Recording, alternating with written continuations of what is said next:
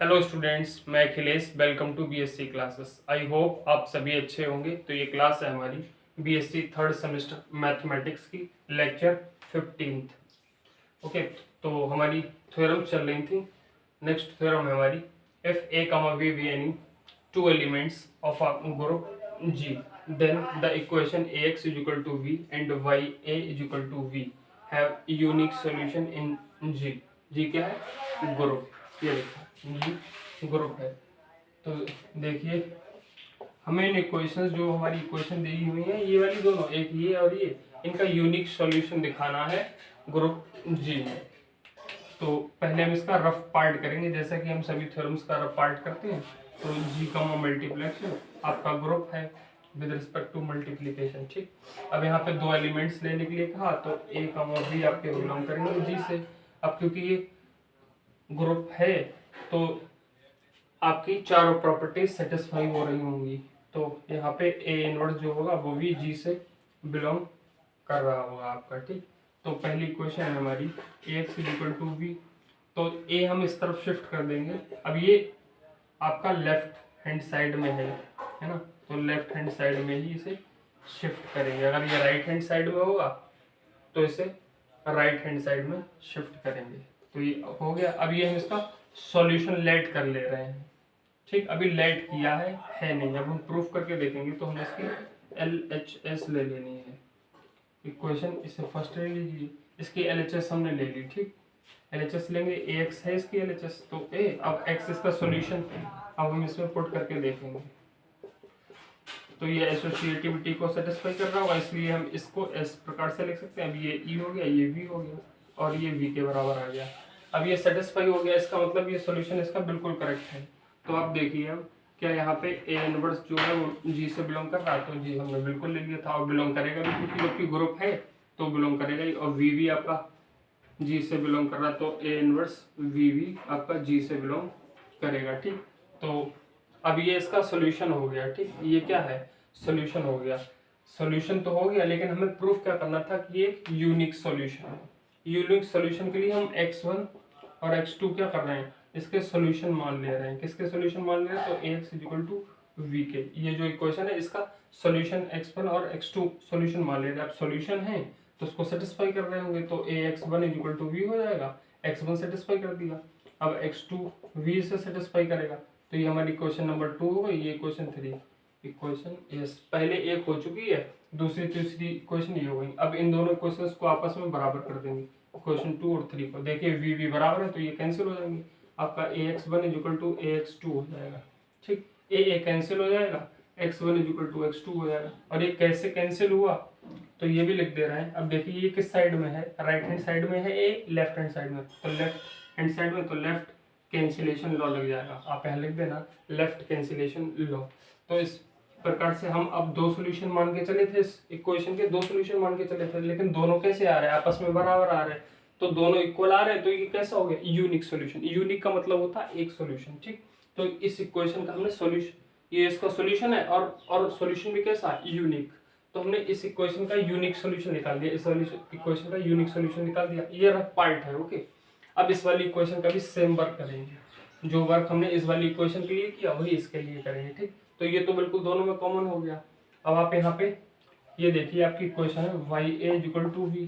तो वाई, अब ए इस साइड में था तो इधर भी इसी साइड में जाएगा। ये इसका सॉल्यूशन हमने लेट कर लिया। अब कैसे मान लिया? तो वाई ए इसकी लेफ्ट हैंड साइड लीजिए, जैसे उस वाले में किया वैसे ही बिल्कुल सेम वर्क इसमें करना। वाई ए आप लोगे तो वाई की जगह पे इसका सॉल्यूशन पुट करके देखो, और ये सेटिस्फाई करता है तो ये इसका सॉल्यूशन है, अदरवाइज नहीं है। अब क्योंकि ये एसोसिएटिविटी सेटिस्फाई कर रहा होगा, क्यों कर रहा होगा? क्योंकि ये ग्रुप है। ओके, तो ये आपका V और ये E हो गया। ए इनवर्स ए जो होता है वो आपकी आइडेंटिटी एलिमेंट होता है, E से इससे डिनोट करता है। अब ये E के बराबर हो गया। अब देखिए सेटिस्फाई कर गया, इसका मतलब ये सॉल्यूशन है। आपका V G से बिलोंग करेगा, comma A inverse V G से बिलोंग करेगा, तो आपका V A inverse V G से बिलोंग करेगा। ओके, तो ये आपका सॉल्यूशन हो गया। अब यूनिक सॉल्यूशन दिखाने के लिए हम मान लेंगे कि हमारा x1 और x2 क्या है? सॉल्यूशन है इस इक्वेशन के। कौन सी इक्वेशन के? तो y a is equal to v equation के। ठीक, तो इसको सेटिस्फाई करनी चाहिए। तो फिर हम x1 x2 नहीं, y1 y2 मानेंगे, क्योंकि इसमें y है ना, y1 और y2 मानेंगे। तो इसमें सेटिस्फाई करेंगे तो y1a इक्वल टू v और y2a इक्वल टू v। तो ये आपकी क्वेश्चन नंबर कितनी हो गई, क्वेश्चन 3 हो गई। तो इसे आप 4 मान लीजिए और इसे 5 मान लीजिए। जब इन दोनों को आप आपस में बराबर करोगे तो क्या आएगा, y1a equal to y2a, a से a कैंसिल हो जाएगा और आपका क्या आ जाएगा, y1 इक्वल टू y2। और ये कैसे हुआ, तो आप ब्रैकेट में लिख देना। अब देखिए a किस साइड में है, राइट साइड में है, तो यहाँ पर राइट कैंसिलेशन लॉ लग जाएगा, राइट कैंसिलेशन लॉ लग जाएगा। अब देखिए क्योंकि दोनों सॉल्यूशंस आपस में बराबर हो गए तो यूनिक सॉल्यूशन आ गया, इसका मतलब एक ही सॉल्यूशन है। दो हम मान के चले थे कि ये दोनों इसके सॉल्यूशन, अब वो दोनों आपस में बराबर आ गए, इसका मतलब इसका एक ही सॉल्यूशन है। तो इस इक्वेशन का x इक्वल टू v और y इक्वल टू v, इन दोनों के हमने यूनिक सॉल्यूशन दिखा दिए और यही हमें इस थ्योरम में दिखाना था। तो स्टूडेंट्स ये इसका रफ पार्ट था, अब हम इसका फेयर पार्ट कर लेते हैं।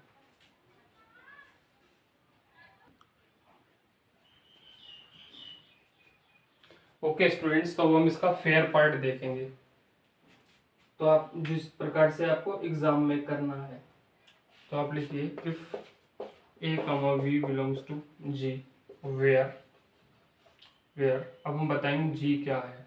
तो g comma multiply b a group, then अब ये क्योंकि ग्रुप है तो यहाँ पे a इनवर्स भी g से बिलोंग कर रहा होगा।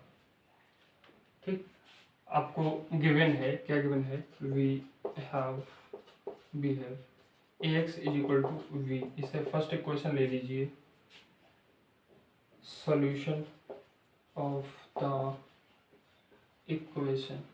इसका सॉल्यूशन क्या होगा, तो मैंने आपको बताया था a को हम इस तरफ शिफ्ट कर देंगे तो a इनवर्स b हो जाएगा आपका। अब क्यों है ये, बिकॉज रीजन भी देना पड़ेगा ये क्यों है, बिकॉज तो आपका LHS लीजिए पहले, LHS वो है आपका ax। तो आप यहाँ पे क्या करिए, x की वैल्यू पुट कर दीजिए, x की वैल्यू है a इनवर्स b। जैसे मैंने बताया था इसे सेटिस्फाई करेगा तो इसे a इनवर्स इस तरह से लिखेंगे, ये e v हो जाएगा, ये आपका v हो जाएगा। ठीक, अब आप क्या करिए, तो अब आप इस दैट इज करके लिख दीजिए, that is a inverse b be the solution of किसका आया, ax इक्वल टू v। तो ये इसका सॉल्यूशन आ गया।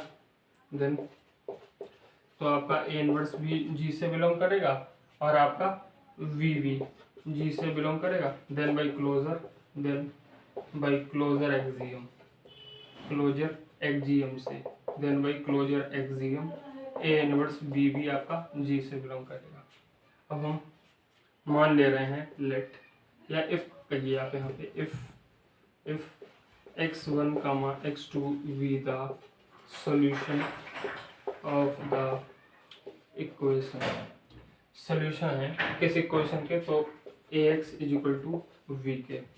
तो इसमें सेटिस्फाई करा दीजिए, तो ax1 is equal to v और ax2 is equal to v। ये इसे सेकेंड इक्वेशन, इसे थर्ड इक्वेशन।